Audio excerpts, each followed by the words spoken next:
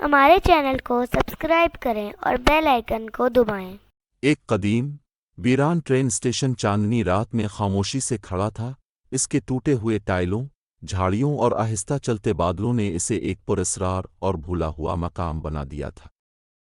احمد، جو دل میں تجسس اور خوف لیے ہوئے تھا، ٹوٹے ہوئے بینچ پر بیٹھ کر لالٹین کی مدھم روشنی میں ٹرین کا انتظار کر رہا تھا۔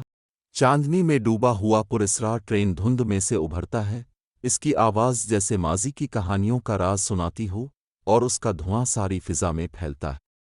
احمد نے قدم بڑھایا اور ٹرین میں داخل ہوا، جہاں وکٹورین طرز کی سجاوٹ اور خوبصورت کرسٹل چمک رہے تھے۔ ایک پراسرار ماحول نے اسے اپنی گرفت میں لے لیا تھا۔ کنڈکٹر کی جاننے والی مسکراہٹ نے ایسی کہانیاں ظاہر کیں جو احمد کی سوچ سے باہر تھیں۔ ٹرین کے اندر کی دیواریں گزرے ہوئے لمحوں کے دروازے بن گئی، اور باہر کی دنیا میں ایک سرسبز جنگل، سنہری میدان اور نیلے آسمانوں کی شاندار مناظر نے احمد کو حیران کر دیا۔ ٹرین ایک سپاہی کی یاد میں رکی۔ ایک اجنبی میدان جنگ نظر آیا، جہاں ایک سپاہی ٹوٹے ہوئے خط کو اپنے دل سے لگائے بیٹھا تھا۔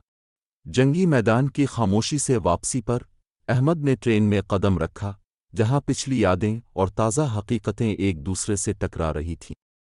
ٹرین کے دروازے کھلتے ہی ایک بے حد بڑی لائبریری کا منظر سامنے آیا، جہاں سنہری کتابیں ہر زبان میں لکھی ہوئیں۔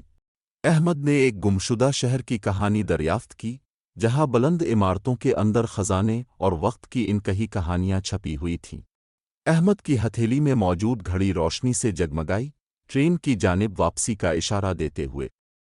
آئینوں کے کمرے میں قدم رکھتے ہوئے احمد نے مختلف راستے دیکھے جو اس کی زندگی میں ممکن تھے۔ آئینے میں احمد نے اپنے والدین کا عکس دیکھا، ان کے چہرے محبت اور فکرمندی سے بھرے ہوئے تھے، جیسے وہ واپس آنا چاہتے ہوں۔ کنڈکٹر نے انتخاب اور نتائج کی بات کی، اس کے الفاظ میں پوشیدہ معنی چھپے تھے۔